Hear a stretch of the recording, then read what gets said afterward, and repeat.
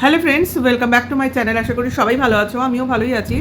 তো টিনার শরীর খারাপ নিয়ে আজকের ব্লগিংটা আমি পুরোটা করব, কারণ টিনার শরীর খারাপ নিয়ে যেভাবে লোক উঠে পড়ে লেগেছে, যা তা কথা বলছে, সেটাকে নিয়ে এবার কিছু বলা দরকার। যেমন আজকে টিনার ব্লগ এসছে, এবং ব্লগটা অবশ্যই মানডের ব্লগ, ঠিক আছে? আজকে তোমার মানডের ব্লগও দিয়েছে, কারণ সেই দিনের ব্লগ ও করেছিল, সেটা আমরা দেখেছি, ওর মার ভিডিও থেকেও দেখেছি, এবং ও নিজে কমিউনিটি পোস্টে স্বীকারও করেছিল যেটার এডিট ওর করা হয়ে ওঠেনি, যার জন্য আমাদের পেতে এতটা দেরি হলো। তার কারণ আরেকটাও আছে, যেটা হলো হঠাৎ করে শরীরের কিছু শারীরিক অবস্থার অবনতি ঘটেছিল।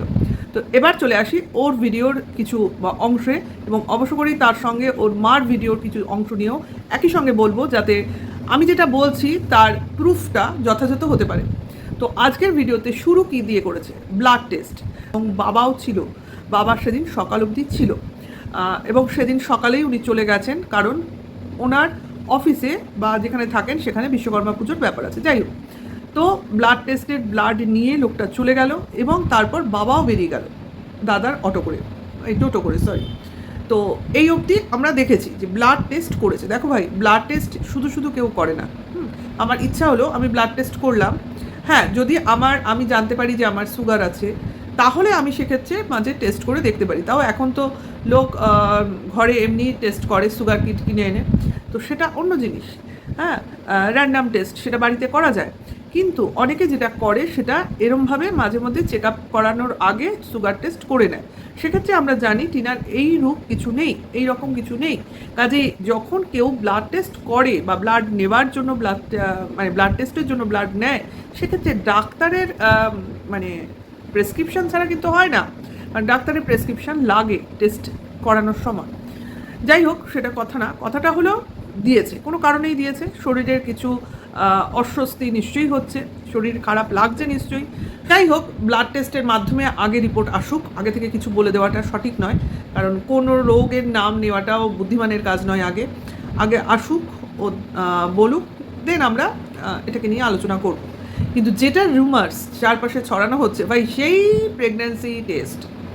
আচ্ছা, এরা কি মেয়ে মাত্র ওই ব্লাড টেস্ট করলেই প্রেগনেন্ট ছাড়া আর কিছু বোঝে না? প্রেগনেন্সি ছাড়া লোক ব্লাড টেস্ট করে না? প্রেগনেন্সি টেস্ট করতে গেলে ফার্স্টে প্রেগনেন্সি কিট আনলেই তো হয়ে যায়, তার জন্য ব্লাড টেস্টের কি প্রয়োজন পড়ে? প্রাথমিক অবস্থায়, আমি প্রাথমিক অবস্থায় বলেছি, দেন নেক্সট পরের ব্যাপার পরে। কিন্তু এক্ষেত্রে এই ধরনের নোংরাম্য বা নোংরা পলিটিক্স কেন খেলা হচ্ছে? কেন মানুষের নামে ফালতু ফালতু নোংরা রটনা করা হচ্ছে, যেখানে লোক বুঝতে পারছে যে এই কথাগুলোর কোনো ভিত্তি নেই? কেউ বলছে তার মুখের মানে রুচির কারণে বলছে, সেটাকে পছন্দ করে, তাই এই ধরনের কথা বলছে। যাই হোক, যারা বলছে তারা নিজেরাই নিজেদের পরিচয় ওয়াইটিতে আরও পরিষ্কার করে দিয়ে যাচ্ছে, এটা তো আমাদের কাছে ক্লিয়ার। তো ব্লাড টেস্ট হয়েছে, তো এটা দেখেই মনে হতে পারে যে শরীর খারাপ বললো সেটার জন্যই কি এটা? না, সেটার জন্য এটা না। এটা ও ডাক্তার দেখিয়েছিল শরীরের কিছু ভেতরের প্রবলেমের জন্য। হ্যাঁ, দেখো, ওর উইকনেস লাগে, ওর হাত পায়ে ব্যথা, ওর ফ্যাট চলে আসছে, এইসব অনেক কারণেই ডাক্তার ব্লাড টেস্ট করতে বলে। তো সেই জন্য ডাক্তার দেখিয়ে একটা সাজেশন নিয়ে এই সিদ্ধান্ত। তো এটার সঙ্গে কিন্তু শরীর খারাপের সম্পর্ক নেই। শরীর খারাপটা কিন্তু হয়েছে পরে, অর্থাৎ ব্লগিংয়ের শেষে, অর্থাৎ বেশি রাতে। আচ্ছা, এইবার বৃষ্টি হচ্ছিল, আমরা দেখতে পাচ্ছিলাম প্রচণ্ড বৃষ্টি। তা বৃষ্টিটা যখন একটু হালকা কমলো, ওরা সেই পেঁপে গাছটাকে বাঁধার জন্য ভাই বোনে গেল, গিয়ে সেটাকে বাঁধাবাঁধির জন্য খানিক বৃষ্টিতে ভেজাভেজি করলো। এটাও কিন্তু ওই জ্বরের একটা কারণ। একে তো শরীর ওর দুর্বল, তার মধ্যে বৃষ্টিতে ভিজেছে, তার জন্য খানিকটা জ্বর আসতেই পারে। মাথায় বৃষ্টির জল পড়লে অনেকেরই আজকাল সিজন চেঞ্জের কারণেই হোক বা বৃষ্টির জলের থেকেই হোক, ঠান্ডা লেগেই হোক, একটা শরীর খারাপ হতেই পারে। প্লাস যেটা হয়েছে সেটা হচ্ছে তোমাদের ওই অতিরিক্ত রিচ খাবার জন্য, যেটা ওর মা বলেছে মায়ের ভিডিওতে, যে সবসময় মশলাদার খাবার ওরা খায়। যেমন খিচুড়িও করেছে অনেক রকম ভেজিটেবলস দিয়ে, তাতে ঘি রয়েছে, সঙ্গে কষা মাংস, তাতেও যথেষ্ট পরিমাণ মশলা রয়েছে। এবং এমন নয় যেটা একদিন খেয়েছে তার আগের দিনও রিচ খাবার খেয়েছে।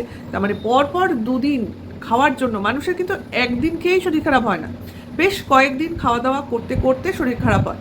তারপরে মাঝখানে এরা জার্নি করে এসছে, অত দূর জার্নি, গুজরাট কিন্তু বাড়ির পাশে নয়, বেশ অনেক দিনের জার্নি, 36 ঘন্টা বোধহয় জার্নি, যাই হোক এরকম।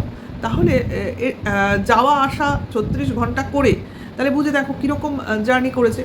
তো সেই জন্যই বলছি যে এই যে জার্নি, এই যে একটা তোমার ট্রেনের ধকল, বা কোথাও গিয়ে সেখানকার কাজের চাপ, একটা থাকে, কিন্তু মেন্টাল টেনশন থাকে, এইসব থেকেও কিন্তু শরীর খারাপ হয়। মানে অনেক কিছু মিলে এই শরীর খারাপটা হয়েছে। এই নয় যে শুধু একটা কোনো কারণে হয়েছে, বৃষ্টি ভেজার জন্য হয়েছে, কি রিচ খাওয়ার জন্য হয়েছে, কি বাইরে ঘোরার জন্য হয়েছে, কি কন্ট্রোভার্সিয়াল ভিডিওর টেনশনে হয়েছে, যে কারণেই হোক, বা নিজের কাজের টেনশনে হয়েছে, কারণ অনেক রকম কেস খামারি তো চলছে, তারও তো একটা চাপ আছে, সব থেকে কিন্তু সব হয়। হ্যাঁ, আমি এটা শুনেছি যে টিনা কন্ট্রোভার্সিয়াল ভিডিও দেখে না, একদমই দেখে না, আমি শুনেছি, আমি এর সত্যতা জানি না, কারণ যেটা শুনবো সেটা আমি আমার শুনেছি বলেই বলবো। তো সেই ক্ষেত্রে ওর হয়তো কন্ট্রোভার্সিয়াল টেনশনটা ওর কম, কিন্তু বাদবাকি টেনশনগুলো তো থেকেই যাচ্ছে। সবে মিলে কিন্তু শরীরটা খারাপ করেছে। মানুষ কিন্তু শারীরিক হেলথের সঙ্গে সঙ্গে মানুষের মেন্টাল হেলথটাও কিন্তু কাজ করে, দুটোই কিন্তু সুস্থ থাকার প্রয়োজন আছে। মানে একটা সুস্থ একটা অসুস্থ এরকম হলে কিন্তু মানুষ মানে কি বলবো, ভালো থাকতে পারে না, ঠিক আছে? তো সে বৃষ্টিতে ভিজলো, তারপর খিচুড়িপত্র খেয়ে দুপুরবেলাটা রেস্ট নিয়েছে, বললো ঘুমোয়নি। তখনও কিন্তু ওর দাদারও শরীর খারাপ হয়নি, ওরও শরীর খারাপ হয়নি, ঠিক আছে? তারপরে ও বেরিয়েছে কিছু, ওর নাকি নেক্সট কিছু শ্যুটের ব্যাপার আছে, প্রমোশনাল ভিডিও কিন্তু বলেনি, শ্যুটের কথা বলেছে, যে কোনো কিছু শ্যুটিংয়ের ব্যাপার আছে, তার জন্য ওকে নেইলটা ঠিক রাখতে হবে, যেটা কিনা হাত দিয়ে খাওয়ার জন্য দুটো নখ হলুদ হয়ে গেছে, কেটে গেলে তাই হয়। তো সেই ক্ষেত্রে ওইটা টেনশনে আছে, কারণ নখটা হয়তো থাকা প্রয়োজন। দেন ভুরু প্লাক করতে যাবে, আইব্রো করতে যাবে, তো তার জন্য গেল। দাদা তো যেতে পারবে না, বোঝা গেল, তার মানে দাদার শরীরটা তখন থেকেই একটু একটু খারাপ করছিল, কিন্তু ওর যাওয়া প্রয়োজন, তার জন্য ওর টোটো ভাড়া করে গেল, সেখানে গিয়ে করলো, ফিরে এসে দেখছে যে বাড়িতে ডাক্তার এসছে, অর্থাৎ ও দেখালো সেটা, হয়তো ও এসছে তারপর ডাক্তার এসছে, এটা হতেই পারে। কারণ টিনার মার ভিডিওতে আমরা শুনেছিলাম যে টিনা এবং টিনার মা বৌদি তিনজনই হয়রান হয়ে পড়েছিল দাদার শরীর খারাপ দেখে, তখন গিয়ে পাশের বাড়ির সোনাই কাকাকে ডেকে এনেছে এবং সোনাই কাকা তখন ডাক্তারের ব্যবস্থা করেছে, এটা আমরা ওর মার ভিডিও থেকে দেখেছিলাম। এখন দেখো, সবাই একদম মানে স্টেপ বাই স্টেপ তোমার ভিডিওতে তুলে দেখাবে এমন কিন্তু কোনো কথা নেই, তার যতটুকু মনে হবে ততটুকু দেখাবে। এবার সব ভিডিও মিলে তোমার একটা ধারণা করে নিতে হবে, ভিডিওর বাইরে গিয়ে ধারণা করছি না, ভিডিওর মধ্যে থেকেই ধারণা করছি। তো সেইটা দেখিয়েছে, তাতে বোঝা গেল যে ডাক্তারবাবু এলো, দেখলো এবং কিছু ওষুধপত্র দিয়ে গেছে। এবং পেট গরম থেকে একটু কাঁপুনি আসে, যেটা কিনা ওর মা বলেছে হয়, এটা আমার হয়েছে বলে বা আমাদের বাড়িতে হয় বলে, ছেলে বাচ্চাদের আমি দেখেছি বলে আমি এটা বলতে পারছি, মানে অবাক হচ্ছি না। গ্যাসের জন্য কাঁপুনি হয় এবং ভীষণ কাঁপুনি হয়, থরথর করে কাঁপে মানুষ, এবং তখন এমন কাঁপুনি হয় যে 1000টা কম্বল চাপা দিলেও সে কাঁপুনি কমে না, এটা কিন্তু গ্যাসের জন্যই হয়। তখন আমি বলছি, কেউ মানবে কিনা আমি জানি না,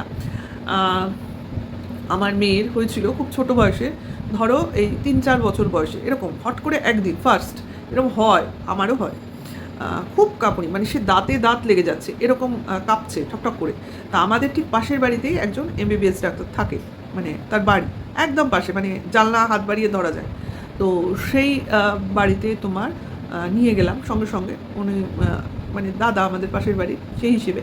তা উনি দেখলেন, দেখে কি করলেন যেন, ওষুধ তো পরে, আগে বললেন একটু ঈষদ উষ্ণ দুধ খাইয়ে দাও, ঈষদ উষ্ণ মানে তোমার খুব গরমও না একদম ঠান্ডাও না, ঠিক আছে, হালকা ঠান্ডাটা কাটি, ভিজে থাকে তো দুধ, সেই দুধ হাফ কাপ মতো খাইয়ে দাও। বললাম দুধ খাওয়াবো, গ্যাস হয়েছে? বললো হ্যাঁ, হয় এই দুধটা খাওয়ালে ওর গ্যাসটা অ্যাবজর্ব হয়ে যাবে, অথবা বমি হয়ে যাবে, দুটোই কিন্তু ওর পক্ষে উপকারী। বমি হয়ে গেলে গ্যাসটা তোমার ওইভাবে রিলিফ পাবেও, আর নতবা তোমার অ্যাবজর্ব হয়ে গিয়েও রিলিফ পাবে। তো এই ট্রিটমেন্টটা আমি করেছিলাম, মানে উনি বলার পর করেছিলাম, এবং তাতে ফল পেয়েছি। আস্তে আস্তে কাঁপুনি কমে গেছে, বডি টেম্পারেচার ফিরে আসছে, এবং ধীরে ধীরে এই মানে জিনিসটা আমি সবসময় অ্যাপ্লাই করি, নিজের ক্ষেত্রেও করি। আবার অনেক সময় দেখবে কাঁপুনি আসে, বেশি ঠান্ডা লাগলে আমার যেটা হয়, আমি সঙ্গে সঙ্গে তোমার ক্যালপল 650 খেয়ে নিই, সঙ্গে সঙ্গে গা টেম্পারেচারটা ঠিক হয়ে গিয়ে আবার বডি টেম্পারেচার ফিরে আসে এবং কাঁপুনিটা কমে যায়।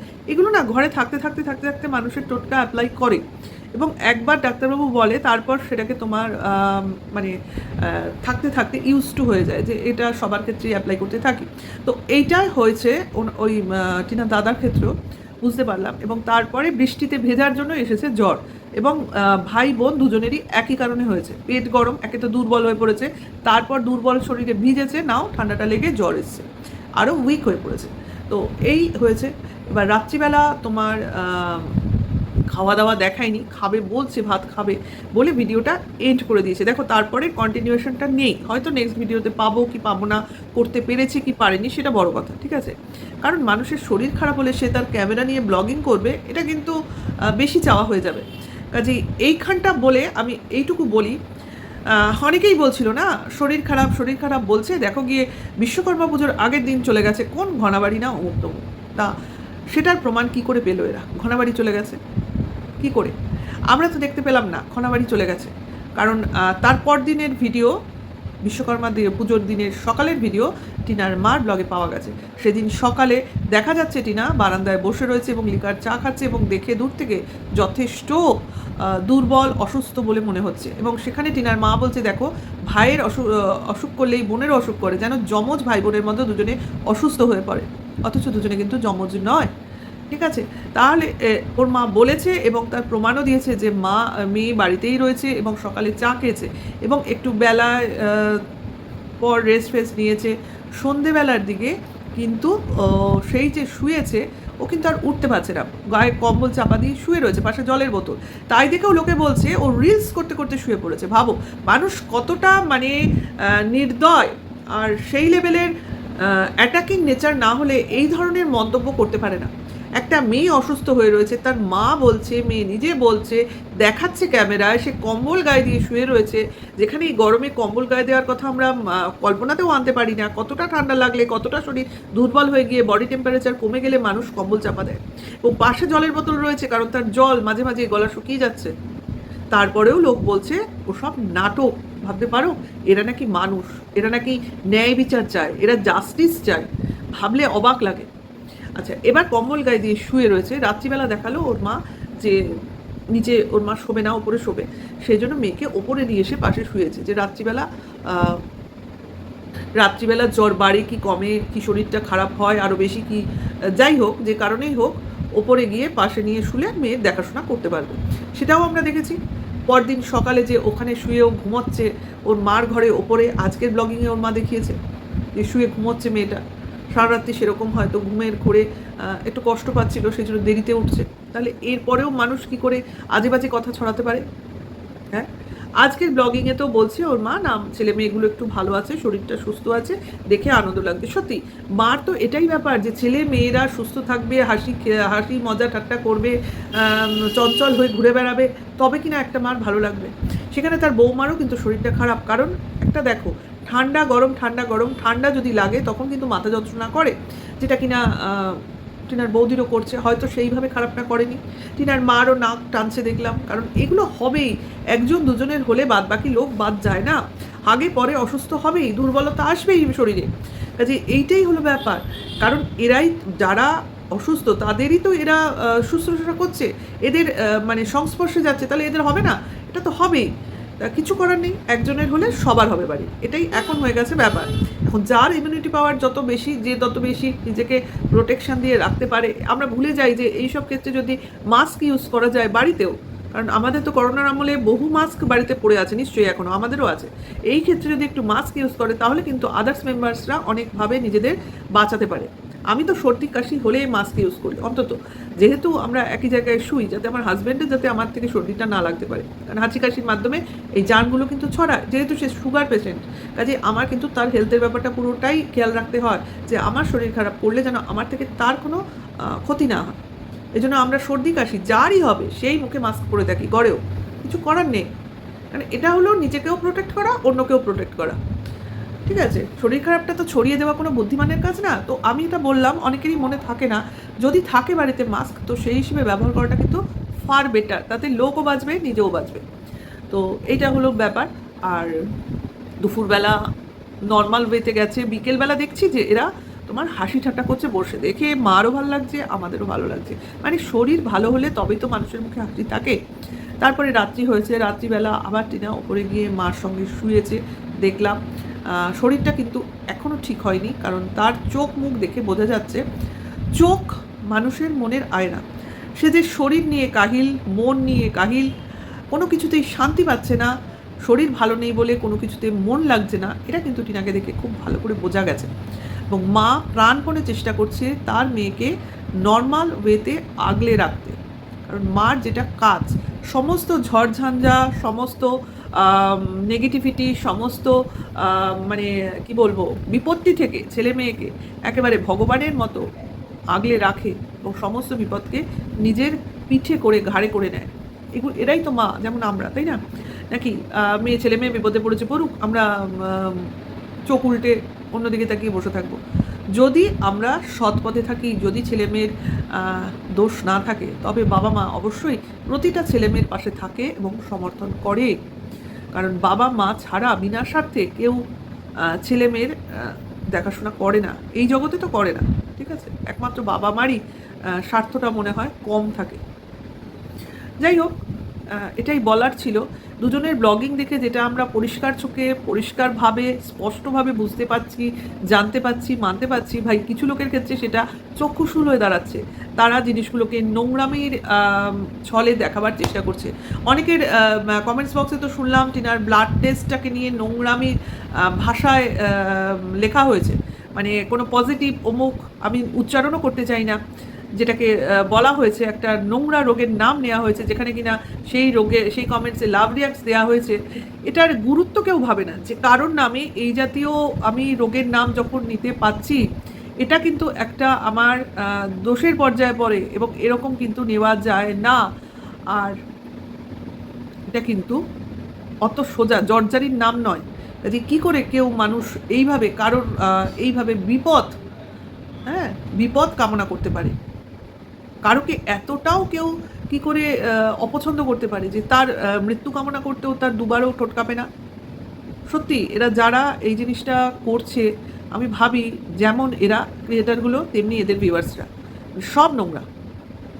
এটা নোংরার দল অ্যাকচুয়ালি, কারণ এদের কাজই হচ্ছে নোংরা ছড়ানো, নোংরা তৈরি করা এবং নোংরা পরিবেশন করা, যেগুলো আমাদের অ্যাভয়েড করতে হবে অ্যাকচুয়ালি। তাই আমি কামনা করি যবে থেকে এরা টিনাকে অ্যাভয়েড করবে, ভাই আমাদের আর ওদের দেখতে হবে না, অন্তত আমার তো নয়, আমি অন্য কন্টেন্টে মুভ করে যাব। যাই হোক, ভিডিওটা এখানে শেষ করি। ভালো লাগলে লাইক কমেন্টস করো, আমার সঙ্গে থেকো, নেক্সট ভিডিও ওয়েট করো। Tata, by.